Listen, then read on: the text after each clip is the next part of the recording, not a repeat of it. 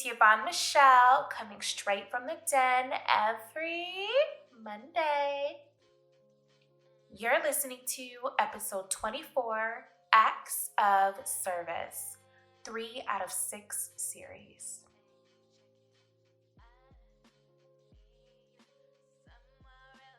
You already know I'm bringing in inspiration, advice, tips, and story times, a place where you can get good, honest content. And if you're new, hey boo! Alrighty, you guys, welcome back to Iamyvonnemichel podcast. I just want to thank you for coming back and listening to this 6 series. I don't know if I mentioned this in the on episode 22. A friend actually recommended me to do this. They asked, hey, I want to know like what my love language is. Do you think you could talk about that on your podcast? And I was like, absolutely. Like, why wouldn't I? Like, that's actually really cool. Thanks for giving me that idea. I definitely could do that. Because she wanted me to be more detailed. And of course, we could have talked like on the phone or face to face, anything like that. But I think what she did for me is we talked about, what we thought ours were. And this is before I took a quiz or anything like that. And I was like, you know what? That's a good idea. I'll definitely make that a 6-part series. And now we're here today. So today we're going to be listening to the acts of service portion or the type of love for your love languages. And I just want to give you a slight recap of episode 22. All month is Love Language Month. The whole month of March, we are figuring out what our love language is. There are 5 types, and each Monday I am explaining what each type is. Today we are speaking about acts of service. These episodes are so that you can learn which type you like to receive, or to learn which type your partner wants their love to be given to them. So first, what is acts of service? Acts of service is when you go out of your way to make life easier for your partner or vice versa, if they go out of their way to make life easier for you. This is a literal actions speak louder than words type of love. You want your love to be shown to you, and I don't want you to confuse this about receiving gifts. That will be spoken about in the next episode, but it's not about a physical, literal item being given to you. It's more of tasks being done for you, which just help to make your life easier. So how to communicate with them in that way they can, I just repeated myself, how to communicate with them, that way they can understand that the way that they, I'm jumbling my words, how to communicate with them, that way they understand that you love them by doing these things for them, is 1. Using the words like, oh, I'll help with that, or oh, I got it, you don't gotta worry about it, babe. Like, don't spread yourself out like butter on toast. I got you. Or, they want to know that they can count on you, especially when their hands are full. They know that you always got their back and that you're there for them to help them out with those certain things. Now, you may not be able to help them out for their homework coming up, but you could definitely help them out with washing the dishes or doing laundry so that y'all can go to work the next day or anything like that. Just lightening the load that's already pressing on their shoulders. Or they just want to know, by doing this kind of love language for them, they want to know that you guys are a team.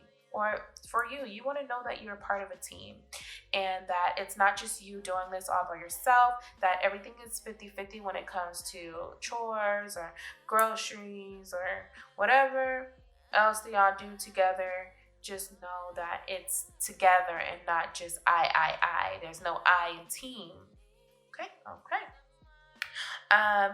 So the actions you want to take in order to show them that love is 1, you can do chores for them, like I said, for them or with them. If they're washing the laundry, fold the laundry. Everybody hates folding it, but somebody got to do it, right? Can't stay in the basket the whole time. Or it can, I guess that's y'all house. Surprising them are a really big factor. So For them not even knowing that, you washed the dishes or that you folded the clothes, like they didn't even ask you to do it and you just did it in any way, that makes them feel good. Like, damn, like they're really here for me. Like, I didn't like have to think twice for them to do that for me. It just, they did it, and I appreciate that. Like, that they're showing me love that way. Or just doing things out of the ordinary, like I said, doing a surprise is super important, because it's out of the ordinary. They're like, damn, like this person really just did that shit for me. Like, damn, thank you. Hi, let me give you some tonight. Anyways, that's what it can be. Or you're just going out of your way to help relieve their stress or their daily load that they're having. And I did give examples already, like if that person has to do homework that night or need to turn it in that night, but they also need to do laundry so they can go to work the next day, or they need to cook dinner or something like that. Do the part that you can do. Obviously, you can't do their homework for them. I mean, I don't know. Maybe you can. I don't know. Who knows?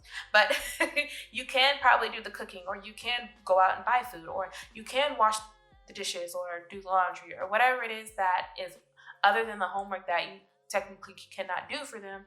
You can do the other things to lighten that, like relieve the stress that is on their shoulders. And that is literally how you show love to that person. It is so simple for people who see actions are louder than words. And I kind of agree with that in a way, because although, as I mentioned in episode 23, words of affirmations, that when I did the quiz, that words of affirmation was my highest one. I do love encouragement. I do love words that give me confidence, and it's something like a reminder for me. I love love notes. I like just get up words, like you sing, oh, you're beautiful, wake up confident, like something like that.